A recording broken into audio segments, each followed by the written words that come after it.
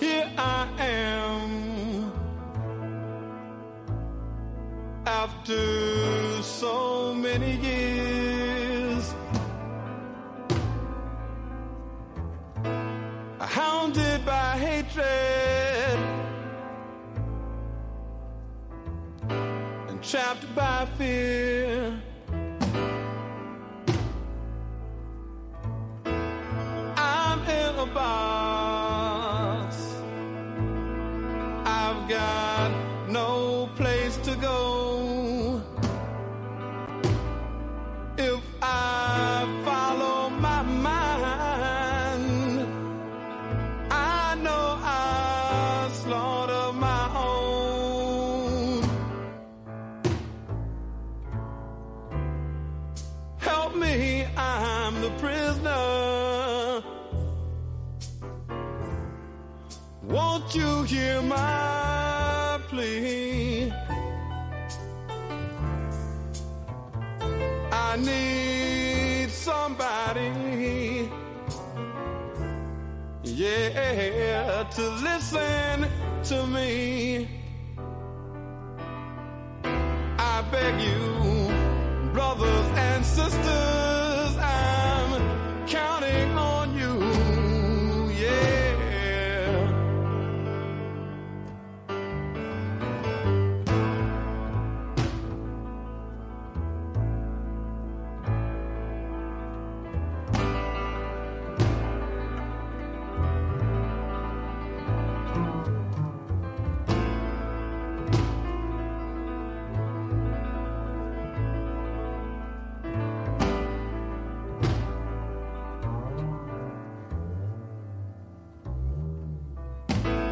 Black babies in the womb, shackled and bound, chained by the caveman who keeps beauty down, smacked on the ass when they're squalling and wet, heir to a spineless man who never forgets, never forgets that he's a prisoner. Can't you hear my plea? 'Cause I need somebody, Lord knows, to listen to me. I'm a stranger to my son who wonders why his daddy runs, yeah.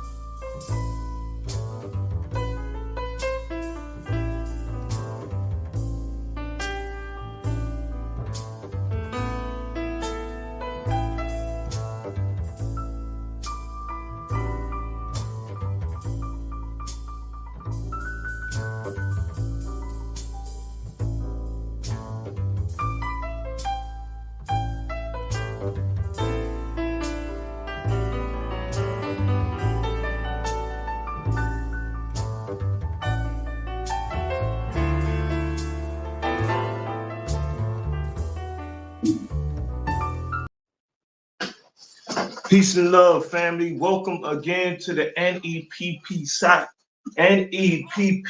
podcast. I'm Brother Frank, and I'm with former political prisoner Abdul Haq Islam. We just want to say welcome to this important episode, as all of them are important episodes because they're all dealing with the concept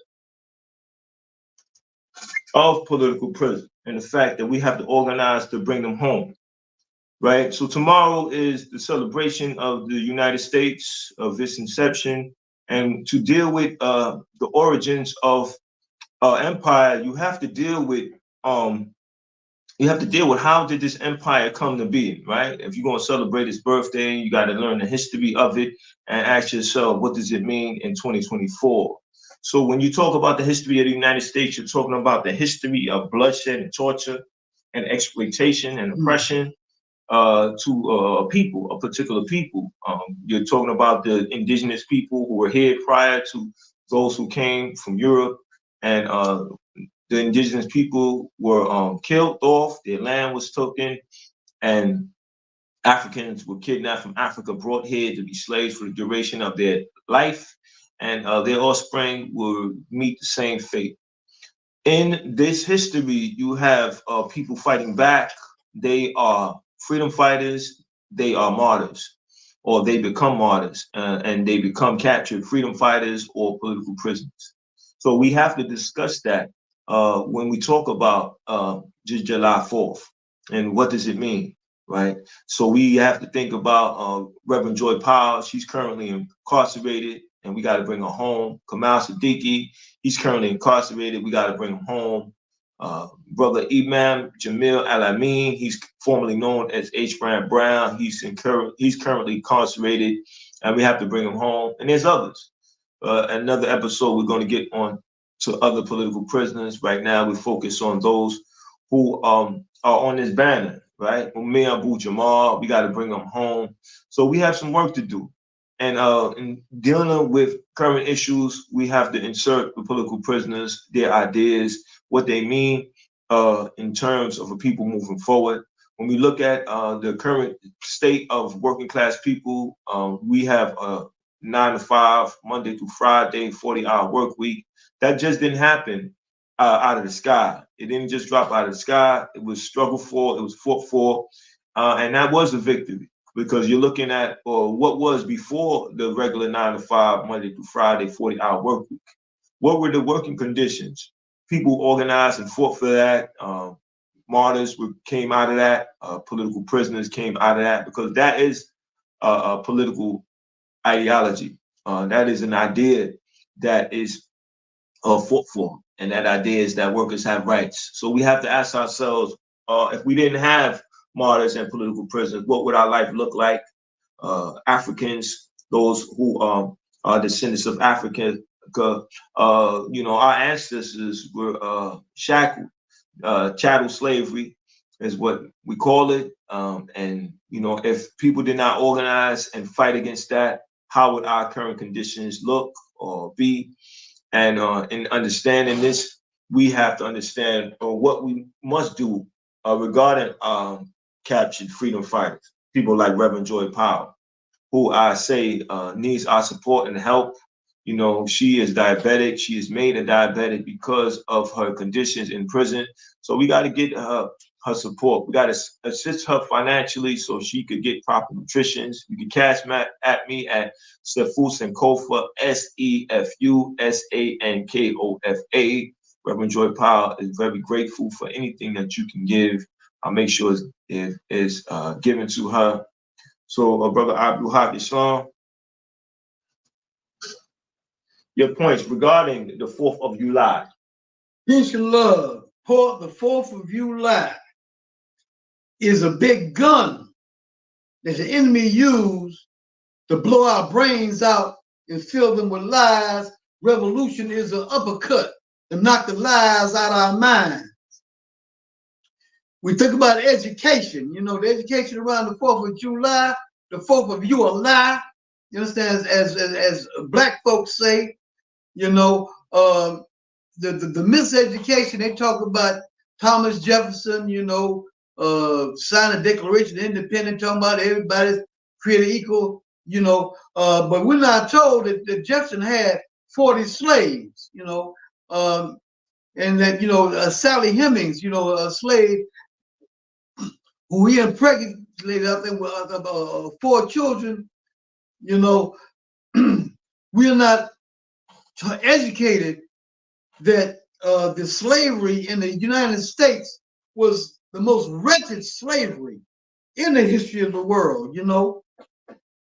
There's a pattern of cruelty and insanity, criminal insanity, you know, in the history of the U.S., you know, murdering hundreds of millions of indigenous people, also known as Indians, kidnapping hundreds of millions of black people from Africa, you know, subjecting us to the most cruelest, torturous form of slavery, you know, white supremacy, you know, as thick as the air we breathe everywhere, you know, telling us that we was nothing, that we was dogs, you know, that we were worthless, you know, a war against our mind, against our very being, against our spirit, you know, but we fought back and we stood up, you know, all around the world, you know, we teaching now, you know, revolutionary teaching the truth,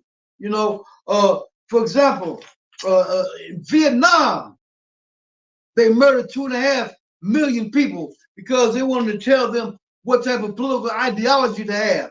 In the Congo, you know, they murdered Patrice Lumumba, a brother who signed his death warrant when he said that the riches, the rich wealth, the mineral wealth of the Congo is to serve the Congolese people.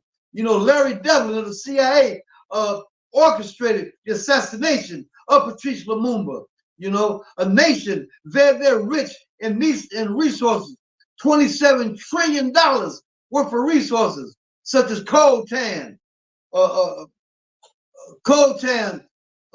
lithium, cobalt, you know, some of the richest resources in the world, you know. And this is something that can make people, black people, stand up and say, we got to fight. You know, these thieves, you know, will steal everything from us. And we just lay down and submit and lay on the ground and allow ourselves to be walked on.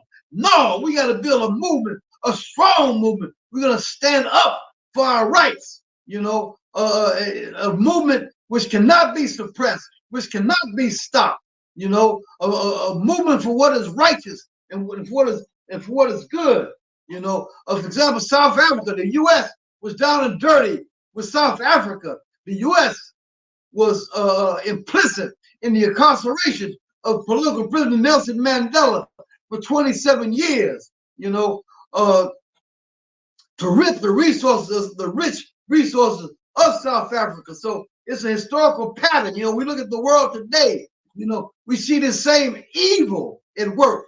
You understand? This stuff of land, this stuff of resources, like in Gaza, rich in resources, you know, where they have murdered 39,000 people, you know, almost half of that number is babies, you know. They bombed medical facilities, bombed the hospital, the European hospital in Gaza. You know, they murder people seeking food, you know.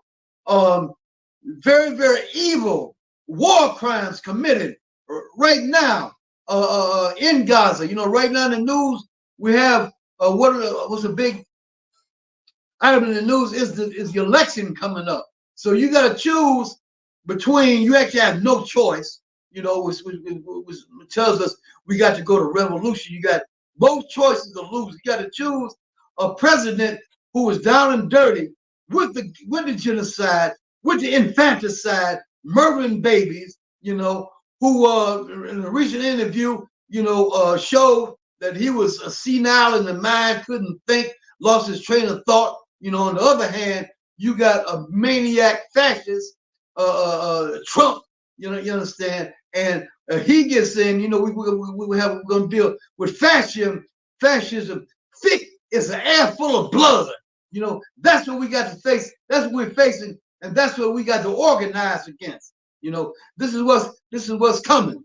You know, and so we got to organize and be prepared. You know, and if Trump loses, we got to expect that those maniacs who did the January 6th, you know, they're gonna come with violence. You know, so we got to prepare for self-defense. I'm talking about real self-defense. I ain't talking about no pat-a-pat, pity-pat idea of things of self-defense, but organized for some show enough self-defense. So if Trump wins, you know, we got fascism thick as blood in the air full of blood. Or if he loses, you know, we got to prepare for the violent, the reactionaries. You know, we got millions and millions and millions of racist lunatics, criminally insane racists out here, you understand, who will vote for Trump, you know, and if he loses, you know, we're going to have to deal with them. We will be the target of that. So we got to deal with reality. You know, we can't deal with education, miseducation, which glosses over what's happening in the world. You know, we got to be down with the realities in the world. The biggest enemy to this enemy is the truth. You know, so we got the education, culture, all that, dealing with truth, dealing with who we are, the mighty people that we are, the stand-up people that we are. You understand? And indeed, if we stand up with the power we have as a people, with a glorious history, you know, in our African ancestry, you know, indeed, we're going to win this battle, Black Power. Absolutely. So, you know, that fire that the brother always brings on every episode is needed for us to really raise awareness about the seriousness at hand. You know, because when we're talking about our current conditions, we're talking about what we're going to do about it, right? As long as this formula of exploitation and oppression continues to exist for empire to continue to exist, then we got to know that there's going to be more martyrs, that there's going to be more political prisoners. And we have to look at ourselves and ask ourselves, you know, will we be the next political prisoner? Will we be the next martyr? And, you know, sometimes that's an uncomfortable reality that we have to face. But yet, when we look at our child, which is our future, how serious are we going to deal with our current conditions, right? Because if we don't do anything about it, then our child is going to have to deal with it. And it could be more work that they have to do, or just less work, depending on what we do with our lives. And that's why it's very important for us to be continuous in our actions, find a material that we need to study. You know, one thing that we thrive on in this episode, or just on this show itself, is to let you know about material that you should have access to. If you don't have it, please take note of it. Our political prisoners are writers, they are educators, and they let us know what we need to be informed about. And they're very clear on what's happening. These are a number of books that we have access to, and we recommend that you have access to in your household. You know, this should be required reading in all household of people who strive for a better world. This particular book has raised my awareness about the struggle for self-determination. This book is a collective autobiography of the Panther 21, or the New York 21, and what they did and what they were doing, rather, and what happened to them and how they responded to the state dealing with them as harshly as the state did. Afeni Shakur, yes, she defended herself in court, but she was given the support of the masses, people that she encountered every day, people who she organized for what they needed to survive, what they needed to exist. And that's why this book is very important, because those people were not super people. They were not superhuman. They were human, just like you and I. They had consciousness, and they were driven to take their consciousness to the next level forward. This book right here, Murder Incorporated, is by Mumia Abu-Jamal. Mumia Abu-Jamal, he wrote several books. This particular book, I think, deals directly with what some people need to know in terms of recognizing July 4th. It deals with genocide. It deals with empire. It deals with manifest destiny. This term, manifest destiny, it should be synonymous with the 4th of July, because This term lets you know what was the mind state of those foreigners who came here and took the land from the indigenous people. They thought that they had divine rights to the land, and that's exactly what manifest destiny is. So that's your God homework. is a criminal, right? Like God is a criminal, right? The supreme being, the creator of everything in existence, is a criminal and sides with them, and that's why we have to ask ourselves: this is the origin of the United States. Then what are we recognizing? What are we celebrating? What should we be concerned about? Because as I said before, and I say now, our children will inherit our problems if we don't eliminate the problems during our lifetime. This book right here was put together for the tribunal. The tribunal we had attended, it dealt with U.S. held political prisoners, captured freedom fighters. It let us know that this matter is very seriously, and we need to collect the evidence to charge this nation for its crime against us. These crimes are crimes against humanity. So we still charge genocide, a very important book that you need to have access to because it lets you know what's been going on and what should be done. Yes, we have a right to charge our offenders, and these criminals must be, they must pay for their crime. This book right here, We Want Freedom by Mumia Abu-Jamal, it should be in your home. You should read it. You should take time and discuss with your household. Mumia Abu-Jamal, captured freedom fighter. You should write to Mumia Abu-Jamal. He probably won't get back to you because of the amount of mail that he's getting, but yet and still you did your job. And you should write to other political prisoners and allow them to write you back.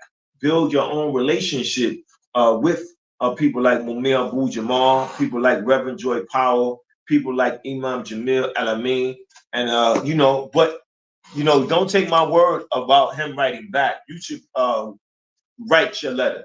I stand corrected. You should write your letter because he might write you back, and that should inspire you to even do more, to speak about him more frequently, to make sure that wherever the ideas come about political prisoners, that he should be spoken about. So should Reverend Joy Powell, and so should Kamal Siddiqui and Imam Jamil Al-Amin.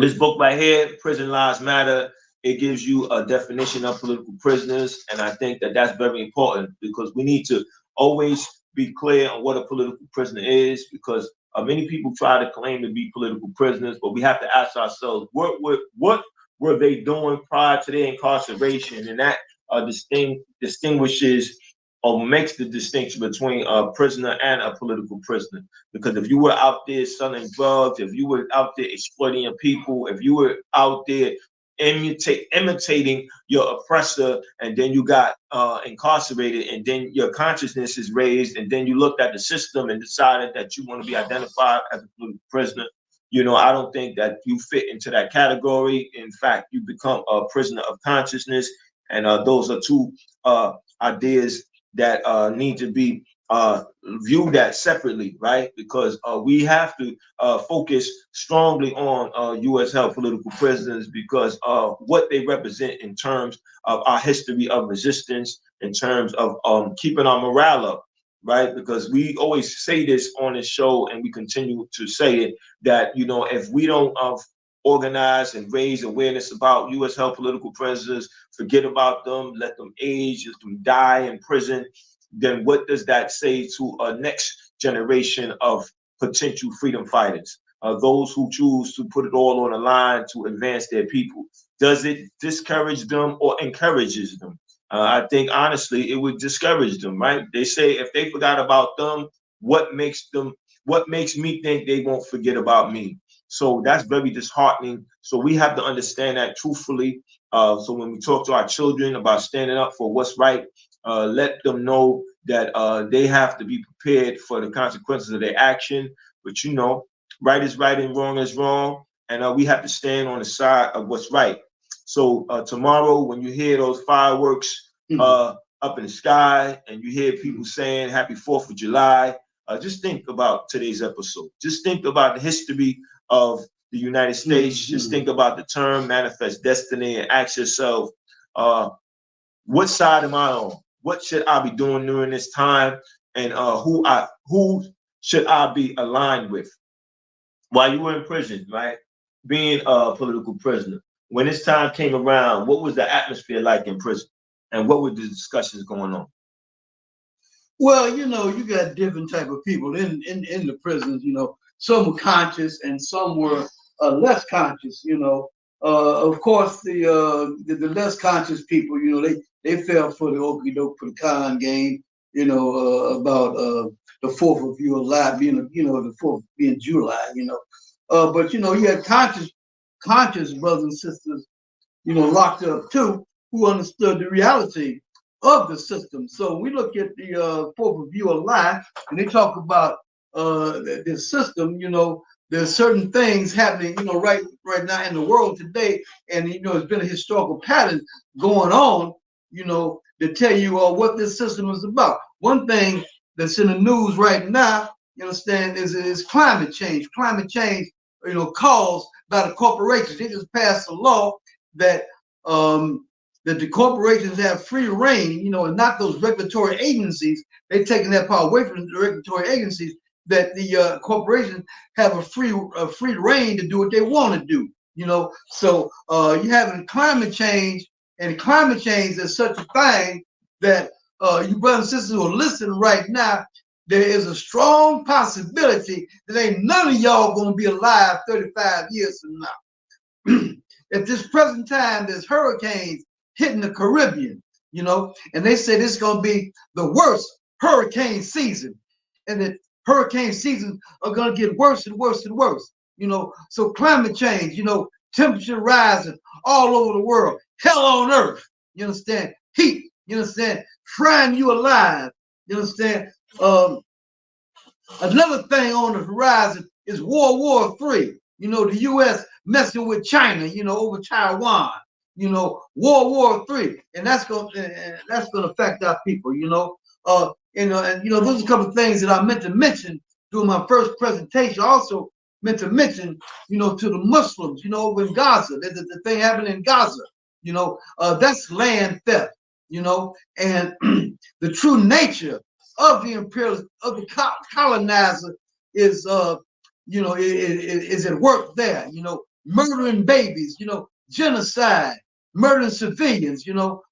So my message, you understand, in that regard, you know, to the Muslims, which I meant to mention before, is that when you find yourself in a situation where some colonizer starts a war with you, you know, you got to go and obey the rules of war laid out by Prophet Muhammad, peace be upon him, which says, do not kill women, children, nor the aged in war. You know, so you got to be in stark contrast, you know, to these colonizers. The way they're, you know, right now they're violating all of that, you know, and we have prisoners of war.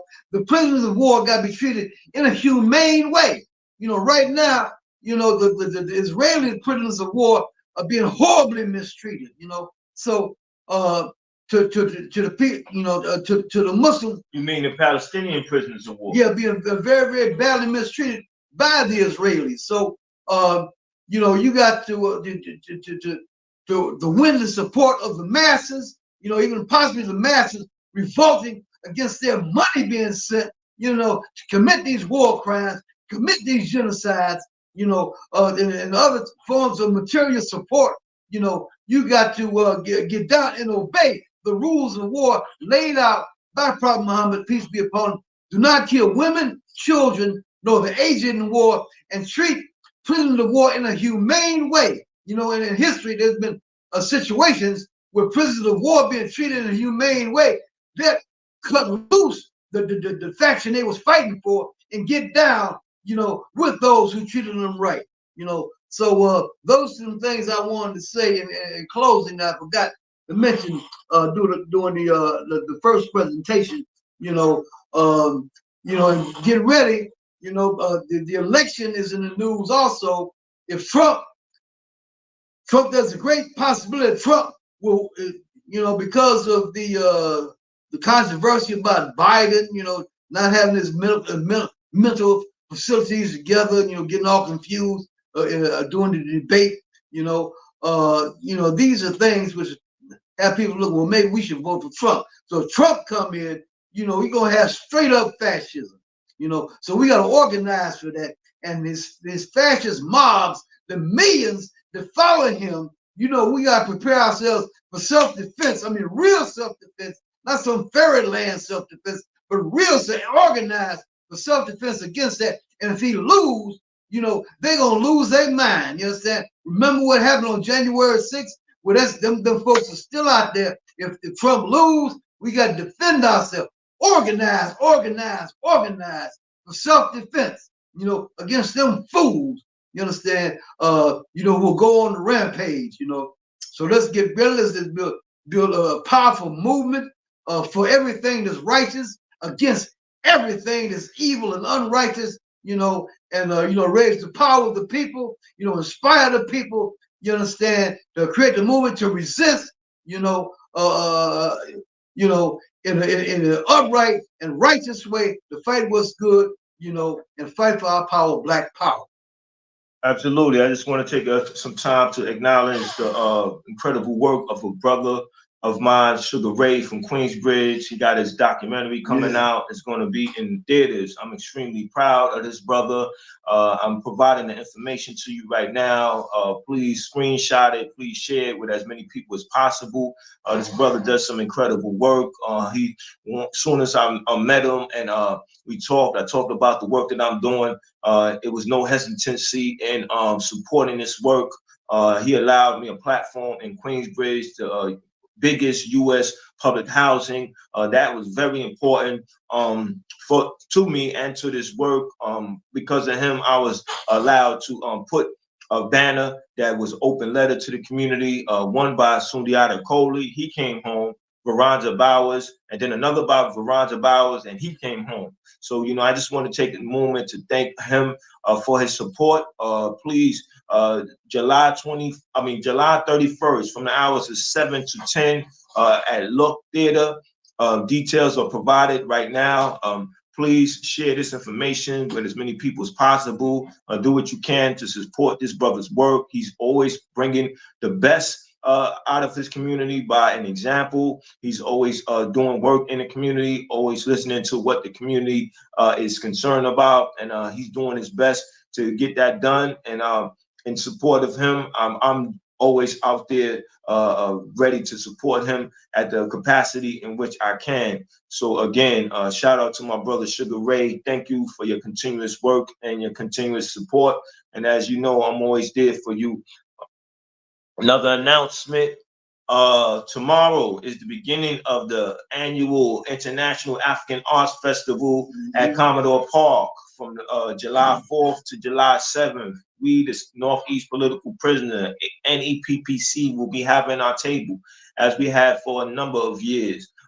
This time around, Sekou Odinga won't be with us physically because of his transition, but as always, he will be with us in spirit. So we're going to show him that we appreciate his work by continuing to carry out this work that is necessary. So if you happen to be in Brooklyn, stop by the Commodore Park, come by our table at the International African Arts Festival and learn about political prisoners, ask us some questions, take time out to let us know what you think about our table, let us know what your views are on political prisoners.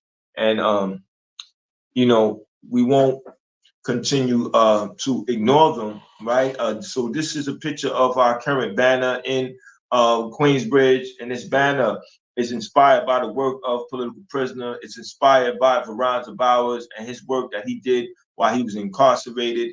This banner, we are declaring this area in Queensbridge as a mental health safe zone. So if you happen to be in Queensbridge, please give it take a picture by it, share with others. Tomorrow there's going to be a presentation or a demonstration rather at Union Square to show the Palestinians support of their ongoing fight. So please share this information, be a part of some serious work to make sure that the Palestinians know that they are not forgotten. We appreciate their example of consistent resistance. So, you know, brother, what you had to say? Yeah, I want to make one point, and that is, we're talking about various events coming up in the next few days. The African Arts Festival. I've been to events like this in different cities: Chicago, Detroit, D.C., Philadelphia, where millions of Black people come together. And when the vibe is, self-love, knowing our culture, being proud of ourselves, we have millions and millions of Black people come together without one act of violence. So, there's one thing that's a big issue right now among, in the world today, well, in the U.S. right now, is this senseless violence. Are people murdering one another? It's like we're standing around with our thumb in our behind looking for a solution, but we got the solution. When you get Black people coming together and the theme is our culture, our history, our consciousness, and there's no violence, then we got to realize that we got the solution, that we are the solution. The love of ourselves, love of our people is our solution, you understand? And let's just spread that message, and keep it going. Peace. So don't let political prisoners die in prison. What's the call? Free them all. What's the call? Free them all. What's the call? Free them all. What's the call? Free them all. What's the call? Free them all. What's the call? Free them all.